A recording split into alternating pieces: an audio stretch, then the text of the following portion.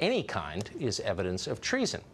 John Kiriakou was a longtime CIA counterterrorism officer in the Middle East, Pakistan, all over the world.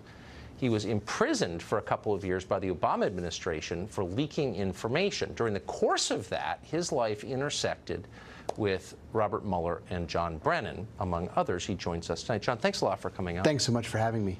So a lot has been written about your case. You wrote a book about your time in prison.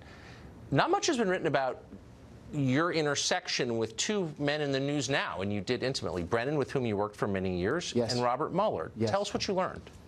Well, Robert Mueller, I had a more recent encounter with, and that was when he created the John Kiriakou task force at the Justice Department. He was the head of the FBI at the time. I had no idea that I was under investigation.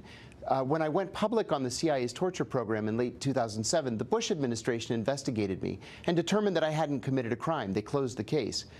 Just a few weeks later, when Barack Obama became president, John Brennan became the #2 at the National Security Council, and he asked the Justice Department, Eric Holder, to secretly reopen the case against me. That went to Robert Mueller. He created this John Kiriakou task force and investigated for 3 more years. You're telling me that John Brennan, who has a documented history of leaking to the press, asked for a criminal investigation into you, which resulted in you going to prison with 5 kids because you leaked? Exactly. And you know, when I said that to my attorneys, the only response they could come up with was, "That's Washington." The injustice is incredible. And this is why I'm so happy to have this opportunity to speak with you tonight, because I know Robert Mueller and I know John Brennan, and this is what they do. They set out to ruin people. You know, we look at these indictments in this so-called Russiagate that has nothing whatsoever to do with Russia, by the way.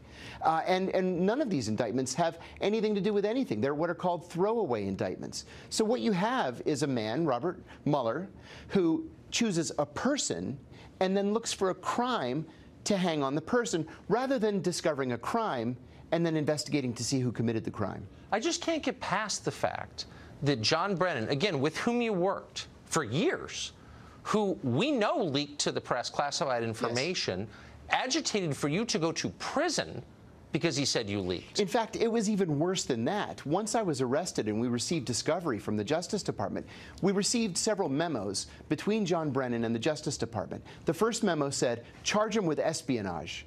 And then the Justice Department wrote back and said, but he hasn't committed espionage. And then Brennan wrote back, charge him anyway and make him defend himself. And that's what they did.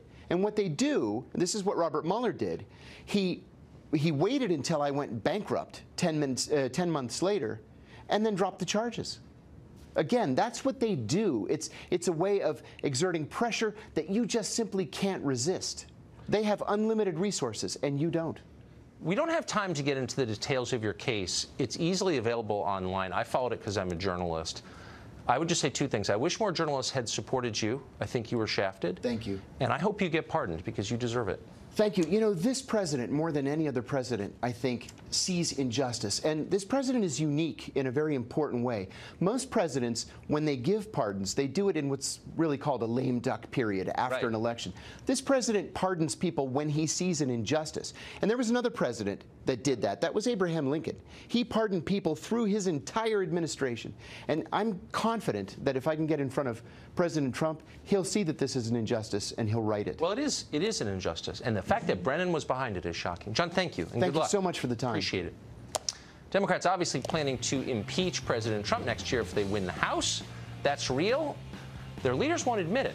That's odd. That story next.